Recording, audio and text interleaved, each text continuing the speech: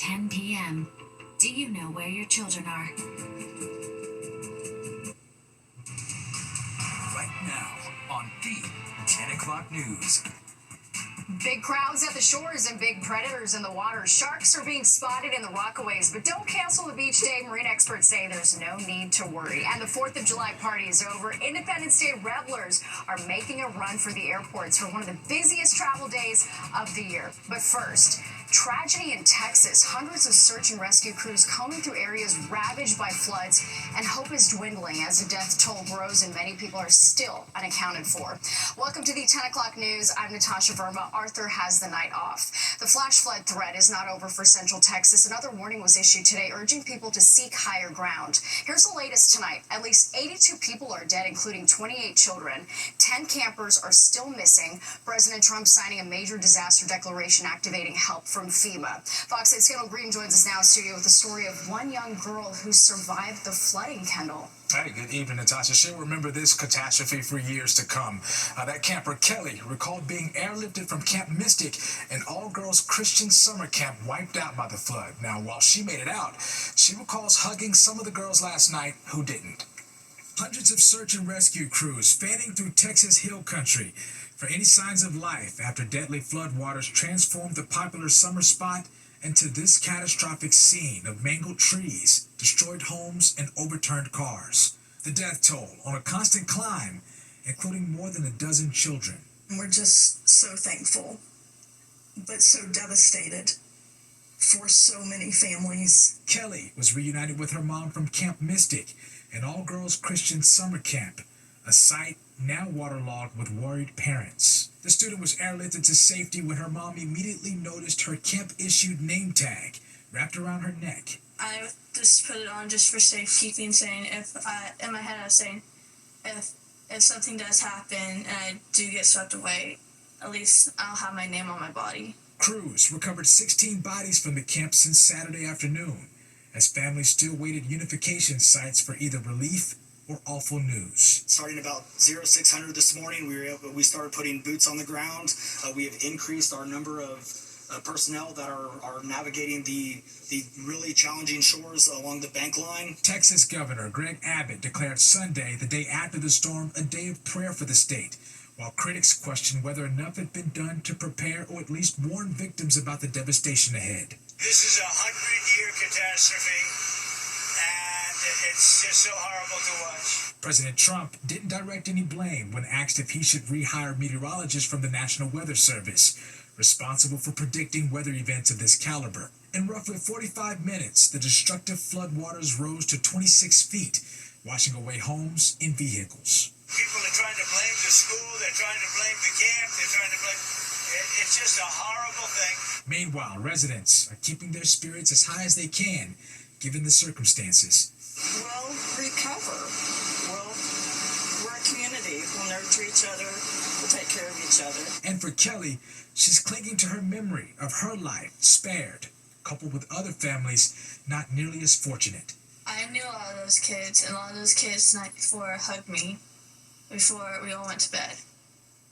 Now, President Trump told reporters he expects to be in that region as soon as Friday, and we'll have a much clearer view of the damage done between now and then. I'll send things back to you, Natasha. So devastating. All right, Kendall, thank you so much. And you can join Fox in supporting recovery efforts of the devastating floods in Texas. You can visit go.fox/TX flood relief or scan the QR code on your screen to support the Kerr County Flood Relief Fund. Your donation supports the Community Foundation of the Texas Hill Country's relief and rebuilding efforts. To this now, millions of people taking to the skies and roads returning home after the 4th of July holiday. Fox 8's Duarte Geraldino is live at Newark Liberty International Airport. Duarte, how are things looking today? It's looking amazing, Natasha, and that's a surprising thing given how bad it was at Newark Airport just a few weeks ago. In fact, it's actually pretty good at all the airports, the major ones in our area. And many of the people I spoke with today say that they were surprised at how smoothly everything went with the weather and the travel. 20 minutes delay, but because it was traffic on the flow.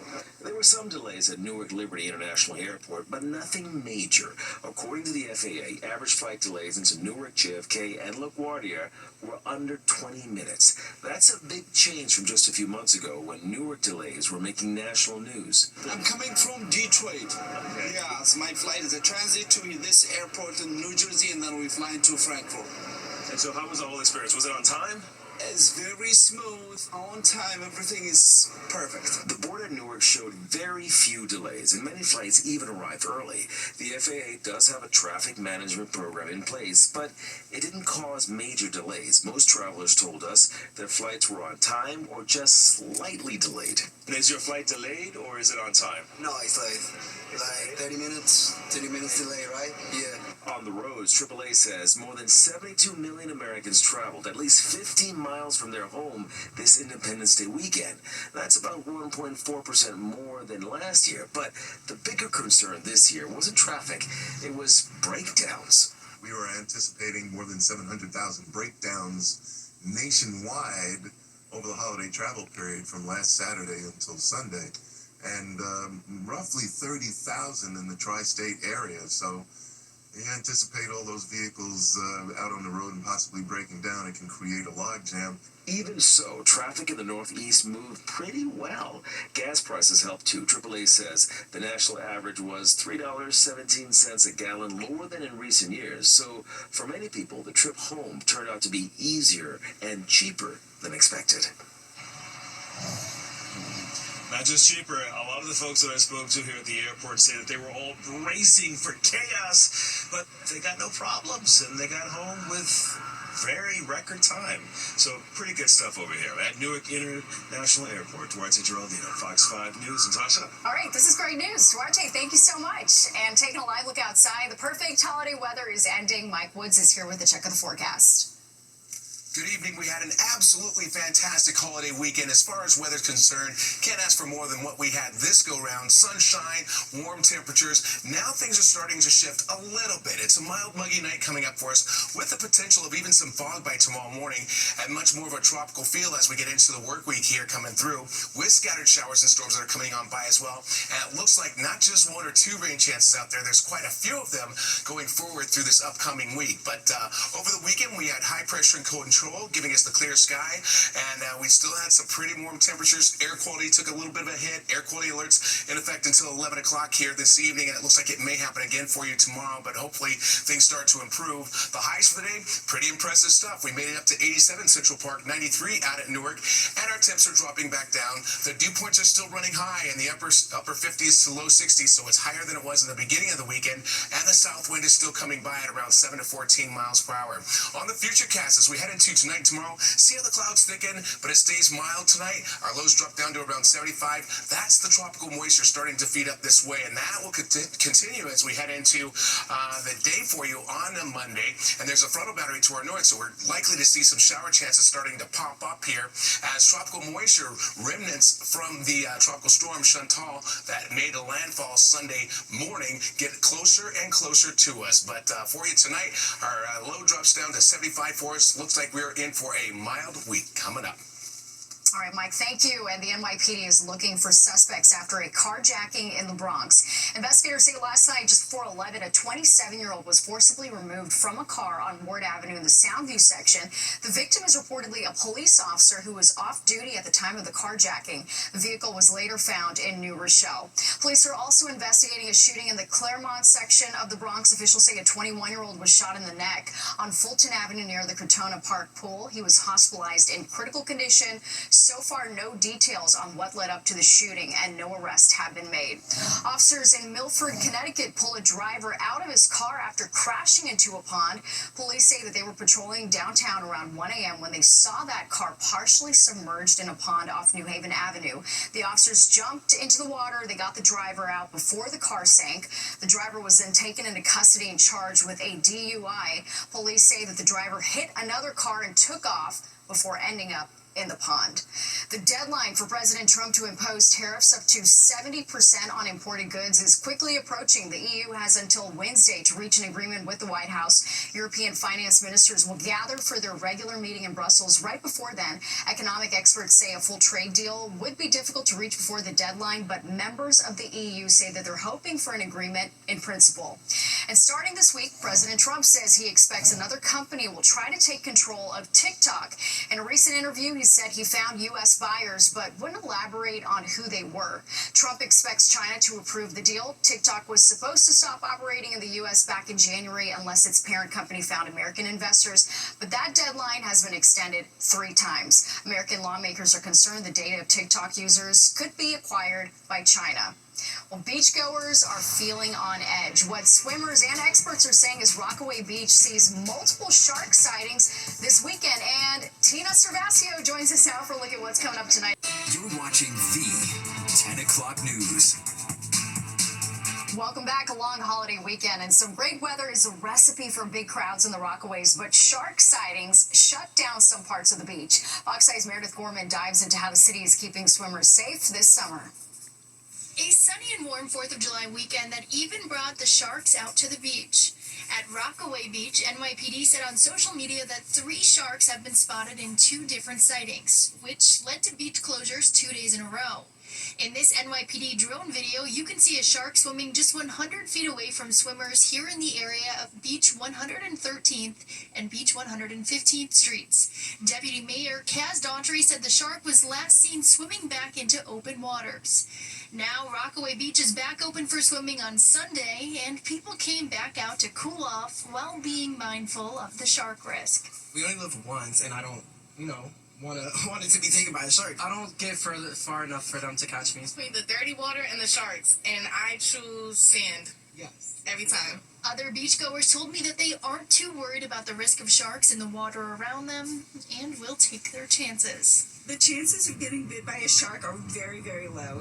And I like to play the odds. I think I have a good chance of not getting bit today. New York has made headlines for shark sightings and even shark attacks over the years, but according to experts, being attacked by a shark while having a day at the beach really shouldn't be much of a fear. Anytime that you're swimming at a beach, there's probably a shark nearby. The ocean is full of sharks, it's their habitat, they're present there basically all the time. Some of the new tools that we have to try to keep people safe mean that we are seeing them more often, we're detecting them, but the probability that there would be a problem because there's a shark near shore is always incredibly low. Instead, Dr. McDonald says beachgoers should be more mindful of other dangers. I don't personally think anybody going to the beach needs to be worried about sharks. You're much better being nervous about and aware of other safety risks like dehydration, like cutting yourself on broken glass, like rip currents that may run along the beach.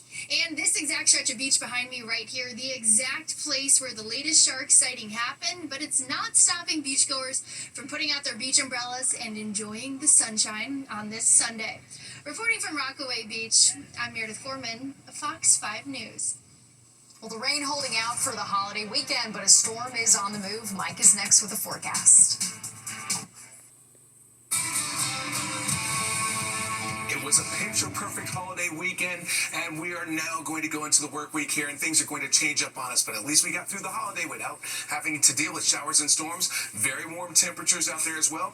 The normal high temp for today is 85 degrees. We made it up to 87, so we outdid the average number, but the record high for today, 103, that will stand, and it does look like we have more warm temps to come, but not as warm as what we had seen previously at points last week. Right now, we've got high pressure in control, lots of sunshine now, sunshine will be coming through for us. It's a mainly clear night for us here altogether. There are some storms down to the south that are getting ready to try to make their move in this direction. One other problem that we have out there, air quality alerts, they're in effect until 11 o'clock this evening. That may pop up again for us tomorrow afternoon and evening, but it's mainly the metro areas into the lower Hudson Valley that have the high levels of ozone that have popped up. Highs today, 93 out at Newark, 87 for you, Central Park, same thing for you you in Bridgeport, that was pretty much the peak of the heat. Now we're going to start adding some more tropical moisture out there, and that's going to make it a lot less comfortable, but perhaps bring the temperatures down just a little bit. So your dew points are actually running higher now, and they'll continue to creep up as we head into the overnight hours and into tomorrow. That means the moisture levels, the moisture content in the air is going up, so you're really going to feel that heaviness to the air, and also the winds coming in from the south at around 7 to 14 miles per hour keep coming at you. So on the futurecast, our clouds thicken tonight. We're probably going to have some patchy dense fog as we drop our lows back down into the mid-70s for the metro areas. But look what happens in the afternoon. We have a frontal boundary up to the northwest, tropical moisture feeding in. It's basically the remnant moisture coming in from the tropical storm Chantal that made landfall early on Sunday. That's coming through for us here late Monday afternoon. And then as we go into Tuesday, we got that frontal boundary also hung up on top of us. So that is going to keep igniting the chance of showers and storms. We keep it warm and steamy and occasionally stormy from time to time. There's Chantal now making its way through North Carolina, and it will be running up against this cold front, and that's what keeps us so unsettled. It doesn't look like we're going to have a tropical storm on top of us, just tropical moisture, but we keep seeing opportunities of showers to pop up for us here as that frontal boundary, the tropical moisture will move on, but that frontal boundary gets stuck on us here in the tri-state and the Northeast, not just through Monday, but basically through this week. Our overall weather pattern just doesn't change up for us much at all. So the beach and boating forecast for you, moderate risk of rip currents out there, water temps at around 73, that's not bad. Patchy fog coming through for you tonight. The low drops down to 75, the high tomorrow is 87, but there will be scattered storms, especially in the afternoon and the evening, but all the way through that 7-day forecast, we are looking at rain chances out there, especially Monday and Tuesday. Wednesday might be a little less likely in terms of showers and storms, but they'll pick up again for you Thursday, Friday, and perhaps into the weekend as well, unfortunately. That's your forecast. Over to you. All right, Mike, thank you. And score big at the FIFA Club World Cup. The surprising price of tickets that'll have you screaming goal. Checks out.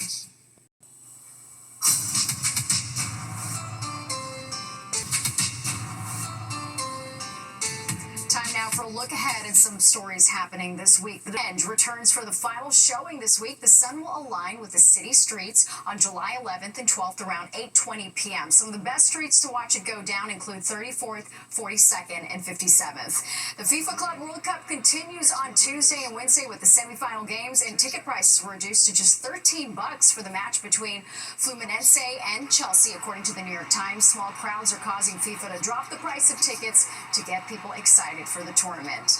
A soccer superstar in East Rutherford, New Jersey, Brazilian football legend Cafu greeted fans as the FIFA Club World Cup 2025 trophy shined brightly at the American Dream Mall today. Look at that. This followed yesterday's highly anticipated game between Real Madrid and Dortmund at MetLife. Real Madrid coming out on top 3-2.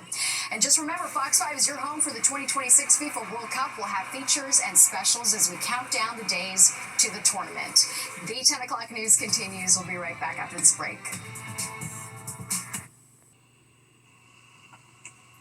Take a look at this, some incredible video from the Shed Aquarium in Chicago. Their medical team performing surgery on a massive beluga whale. 12-year-old Kimalu is the first beluga to ever recover from general anesthesia. She had to be put under for a first-of-its-kind surgery on Tuesday to remove a network of cysts on her head and neck. Experts at the aquarium say it was necessary but risky and that she is doing well. And Mike is here with the final check of the forecast. Okay, so tonight what we're looking at, patchy fog with a mixed sky out there. At least it's mild. Low drops down to 75 for you in the city. Tomorrow we're going to have more clouds, shower and storm chances, especially in the afternoon. High temp gets up to 87 degrees, so it's kind of warm and steamy and occasionally stormy, not just for Monday, but it's Monday, Tuesday, Wednesday. There's a little less of a chance of storms being in the area, but there still is a chance. And then Thursday, Friday, Saturday, storm chances are back again. Highs throughout this week will be in the 80s. That's your forecast. Over to you. That does it for us tonight. If you missed any part of the 10 o'clock news, you can always catch an encore on our free streaming app, Fox Local. Just scan the QR code on your screen and download the free Fox Local app on your phone, where you can stream our newscasts anytime. And don't go anywhere. Sports Extra with Tina Cervasio starts right now.